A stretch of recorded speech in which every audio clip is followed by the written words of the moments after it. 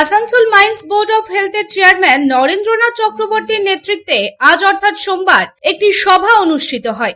এই সভায় vice chairman Biswanath Bauri, জামুরিয়ার বিধায়ক হরেরাম সিং এবং সংস্থার অন্যান্য সদস্যরা উপস্থিত ছিলেন। মাইন্স বোর্ড অফ হেলথকে কিভাবে আরো ভালোভাবে পরিচালনা করা যায় সেই বিষয়ে মতামত বিনিময় করা হয় এই অনুষ্ঠানের মাধ্যমে।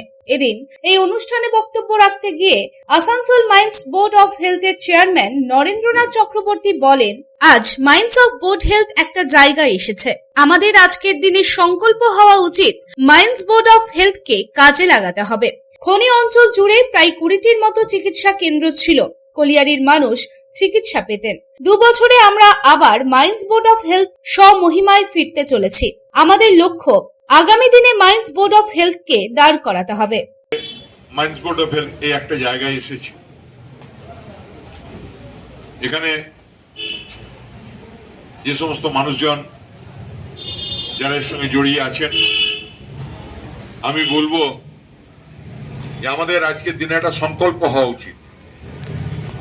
এই সংকল্পটা হলো যে মাইন্স বোর্ড অফ হেলথকে বাঁচাতে হবে, একে কর্মমুখী করতে হবে, মানুষের প্রয়োজনে কাজে লাগাতে হবে, এবং যার জন্য মাইন্স বোর্ড অফ হেলথ তৈরি হয়েছিল।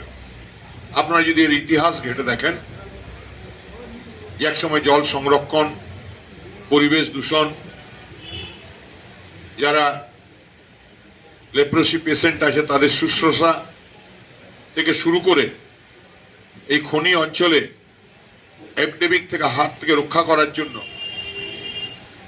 এবং সেই সঙ্গে আমাদের এই খনি অঞ্চল জুড়ে প্রায় 20টির মতো আমাদের চিকিৎসা কেন্দ্র ছিল, যেখান থেকে সাধারণ গ্রামীণ মানুষ, কলিয়ারির মানুষ, কলিয়ারি অধ্যুষিত এলাকাতে তারা চিকিৎসা পেতেন। আজ আমাদের অনেকটা আমরা পিছিয়ে এসেছি, কিন্তু আমি মনে করি এই 2 বছরে আমরা কিন্তু আবার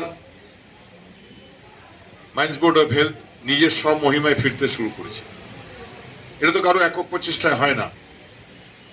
আমরা সবাই মিলে, যিনি সুইপার আছেন, যিনি লেপ্রোসি ক্লিনিকে চাকরি করেন, যিনি ক্যাশে বসে থাকেন,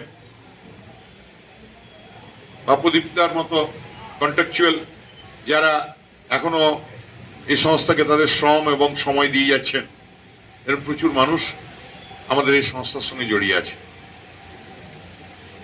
আমাদের এখন একমাত্র লক্ষ্য যে আগামী দিনে মাইন্স বোর্ড অফ হেলথকে দাঁড় করাতে হবে। আসানসোল থেকে সন্তোষ মণ্ডলের রিপোর্ট, পাবলিক টাইমস।